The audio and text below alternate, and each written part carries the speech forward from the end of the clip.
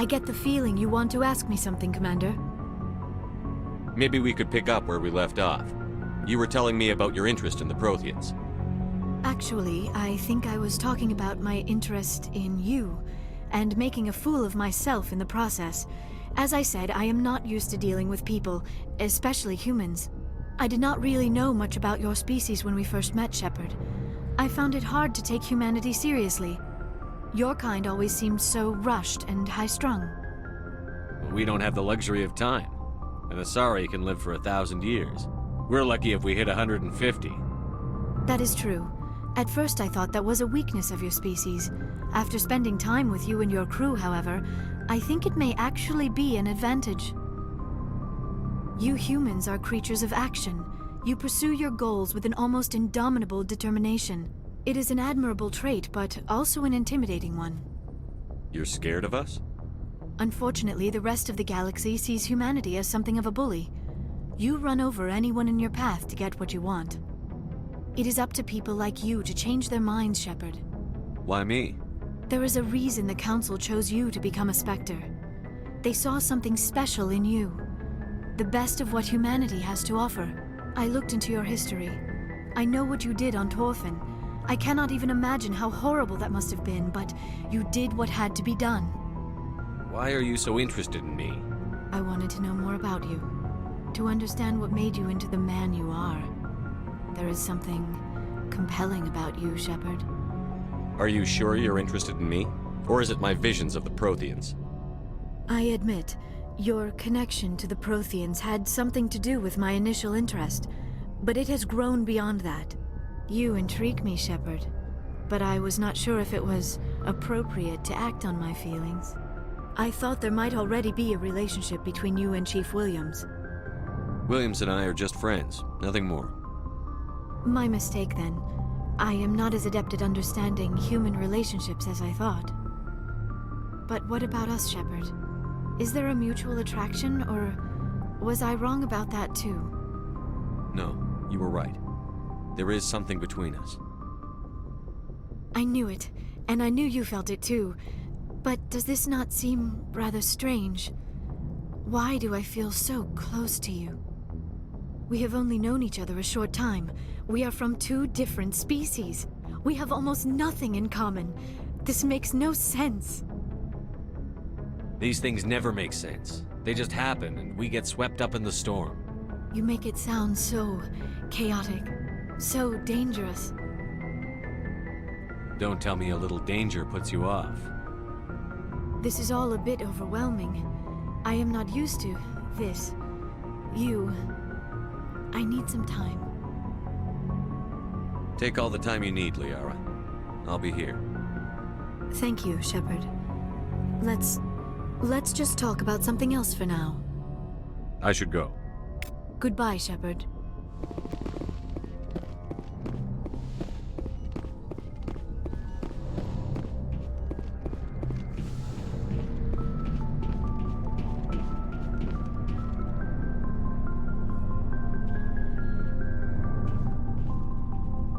Anything you need, Commander?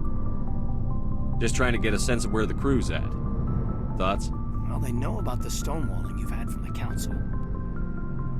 Those communications are classified, Lieutenant. Yes, sir. But you know the Navy grapevine. They're on your side. They're pissed about the resistance we're getting, especially from our side.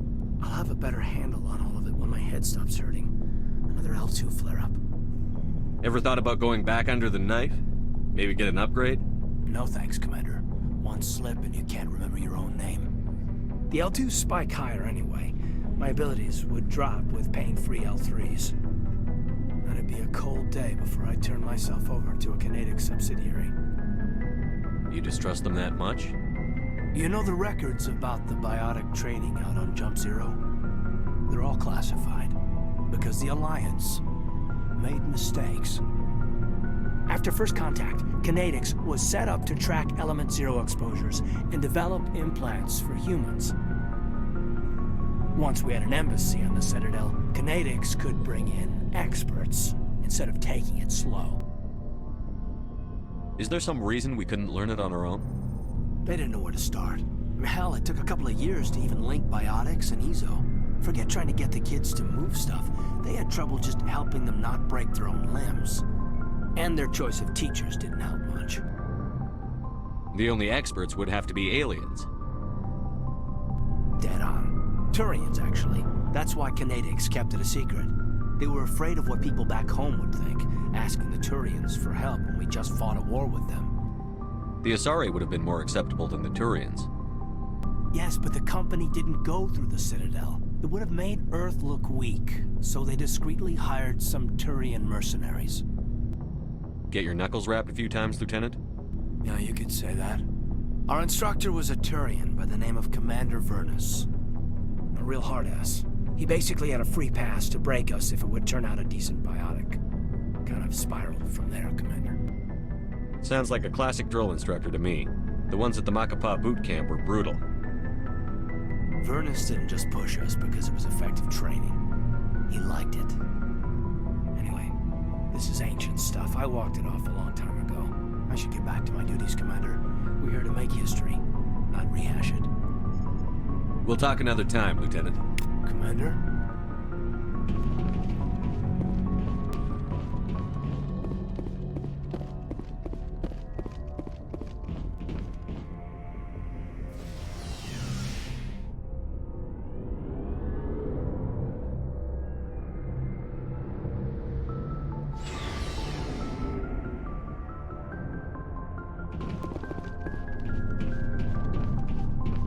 What do you want, Shepard? Why did you become a mercenary? Lots of reasons. Such as? Such as, I needed to get out of our system. I needed to eat. I needed to survive. Why not stay and help your people? I tried to help. That's why I had to leave. What happened? I was betrayed. I was head of a small tribe. We were trying to restore order after the war, but the other tribes were against us. They followed Jared, one of the few warlords who survived the war with the Turians. But he was old, and so were his ideas.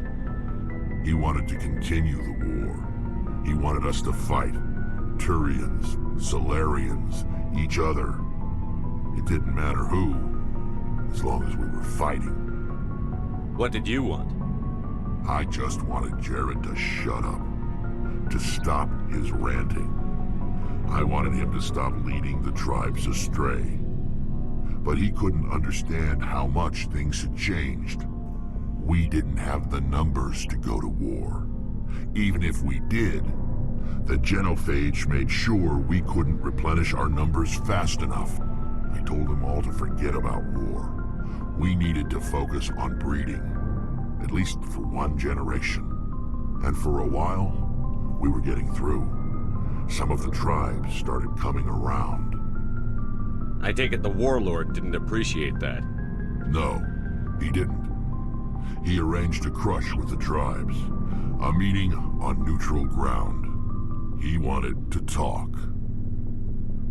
We met at the Hollows, near the graves of our ancestors. The skulls of our dead laid bare to remind us where we come from, and where we all go. It's as sacred as any Krogan place can be. Violence is forbidden. It sounds like a trap to me. You must have suspected as much. I did. But when your father invites you to a crush, well, there are some laws that even we hold sacred. Jared was your father? He was. Until that day. We talked, but we didn't get anywhere. When it was clear that I wouldn't join him, he gave the signal. His men leapt from the graves of our ancestors like Krogan undead. The few that were loyal to me died quickly. I escaped with my life, but not before I sank my dagger deep into my father's chest.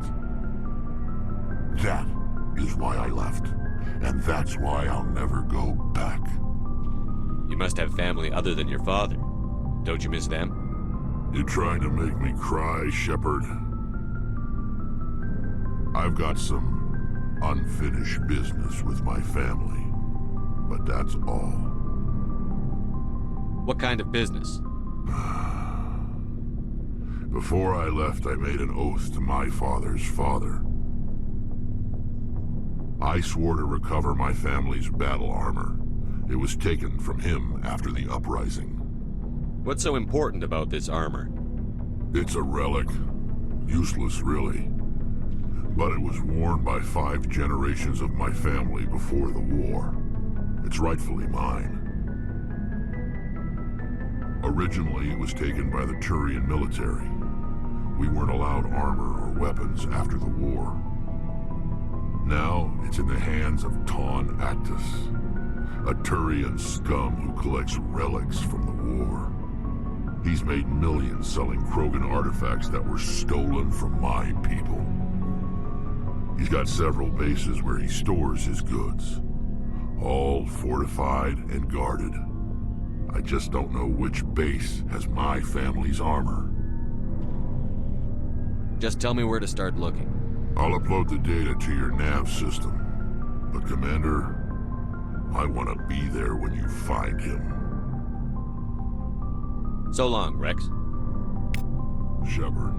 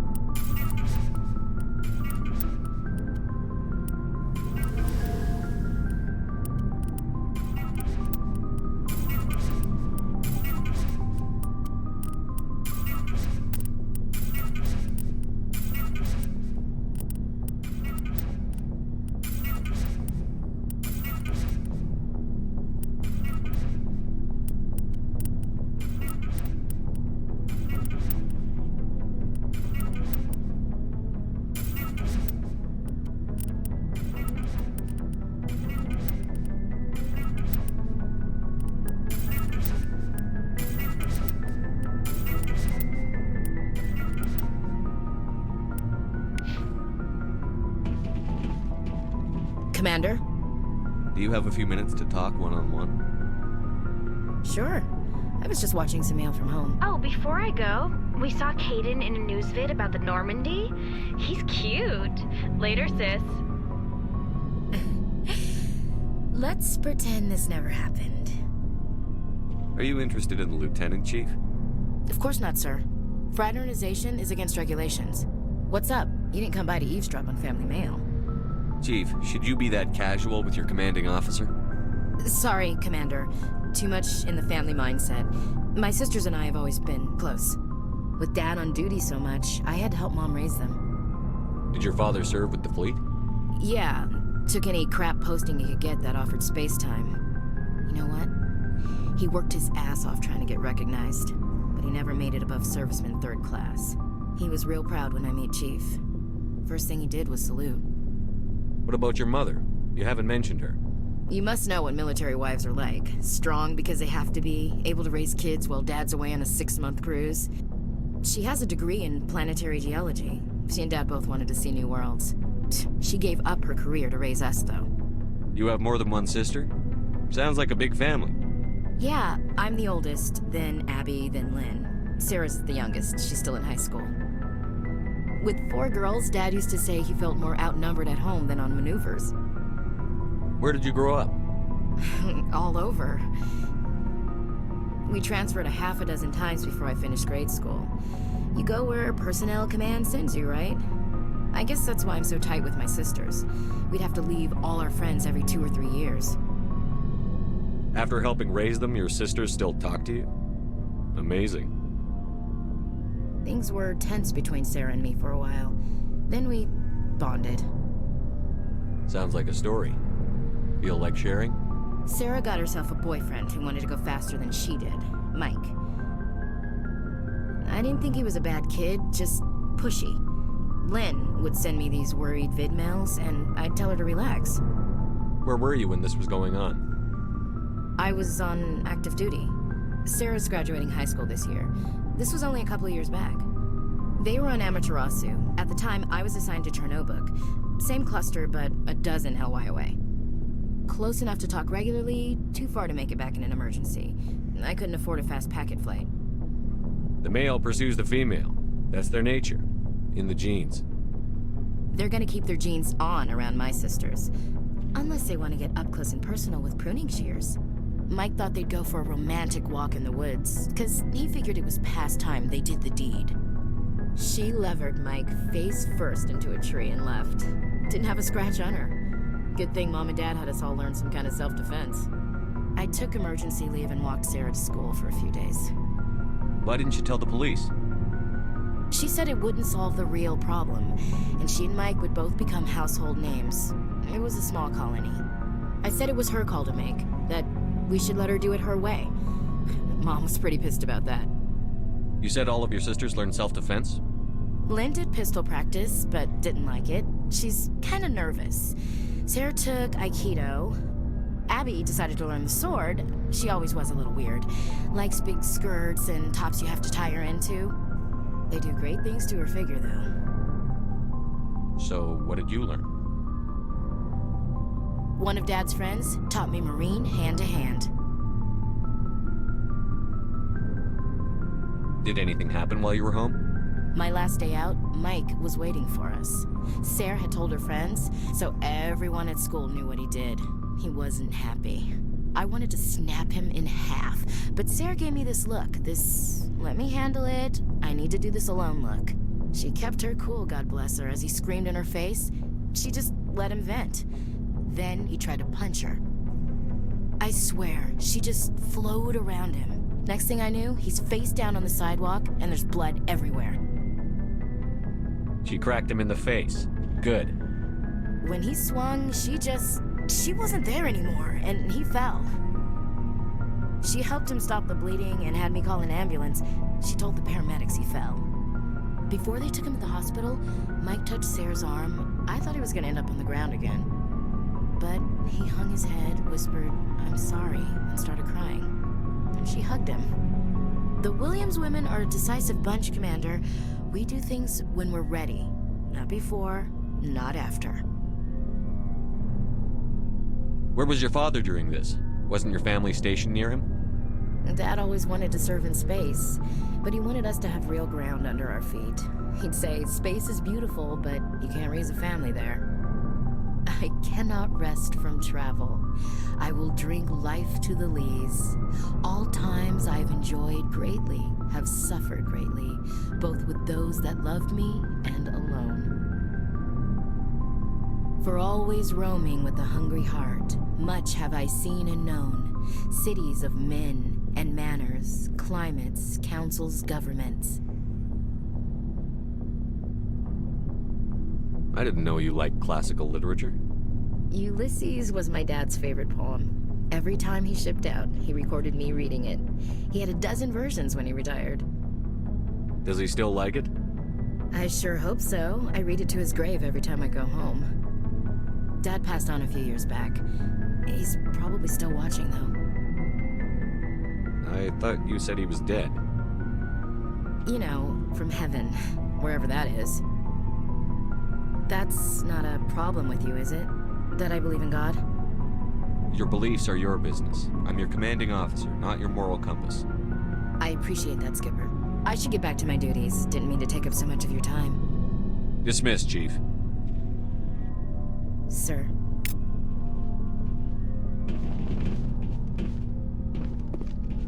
Commander, good to see you. You've been with CSEC a while. Have you seen much action? Well, not as much as you, but yeah, I've seen some interesting things. I'll bet you have. Anything in particular that stands out? I remember this Solarian geneticist I was sent to investigate. That case was a bit disturbing. What happened? Why were you investigating them? I was tasked with tracking black market trade on the Citadel. Most of it harmless, nothing I needed to pursue. But during the course of my investigation, I noticed an increase in the trade of body parts, organs mostly.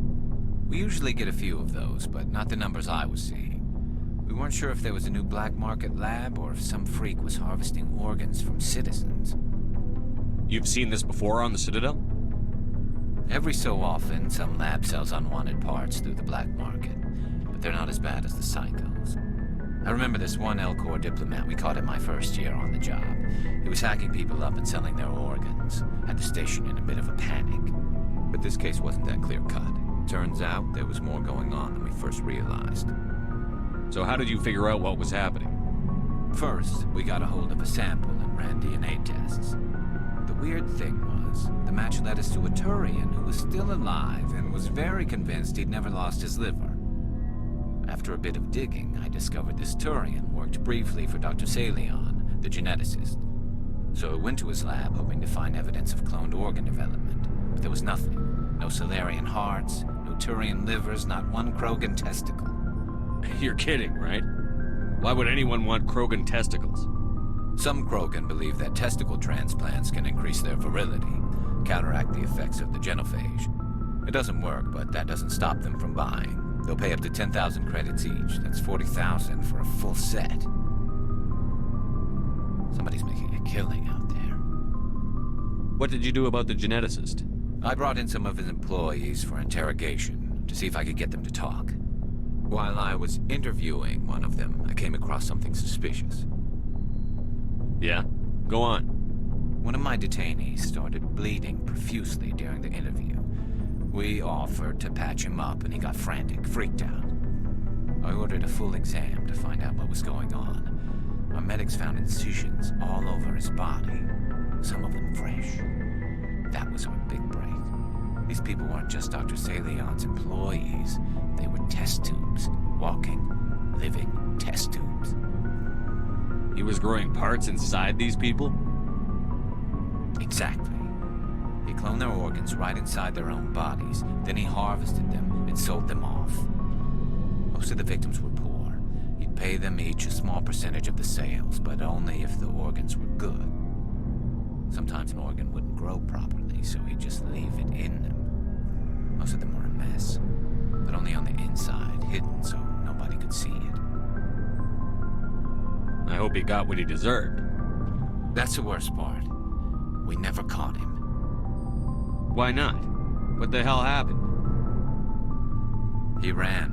blew his lab, grabbed some of his employees, and headed for the nearest space dock. By the time I found out, his ship was already leaving. He threatened to kill his hostages if we tried to stop him. But you went after him anyway, right? I ordered Citadel Defense to shoot him down, but CSEC headquarters countermanded my order. They were worried about the hostages, worried about civilian casualties if the ship was destroyed so close to the Citadel. I told them those hostages were dead anyway. He just used them to make more organs. But they wouldn't listen. No wonder you hated it there. Those idiots just let him fly away. Yes, they did. I went to Palin and told him what I thought of him and his policies. He said if I didn't like it, I could quit. Well, I almost did. All they had to do was disable that ship, stop him from running. Maybe the hostages die, maybe they don't, but at least we stopped the bastard responsible for it all. A few casualties is a small price to pay to stop someone like that. Yeah, exactly. I mean, those hostages might be wishing they'd died by now anyway.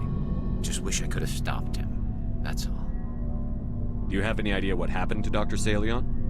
I sent out feelers from time to time, hoping to find something. I thought I'd found him a while back. He changed ships and changed his name to Dr. Hart, his idea of a joke, I guess. I told the military, but they weren't convinced it was him. I got the transponder frequency for his new ship, but I just can't get anyone to check it out. I'll check out the coordinates when I get a chance.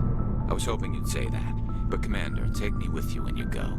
If it's Salion, I want to be there when you find him.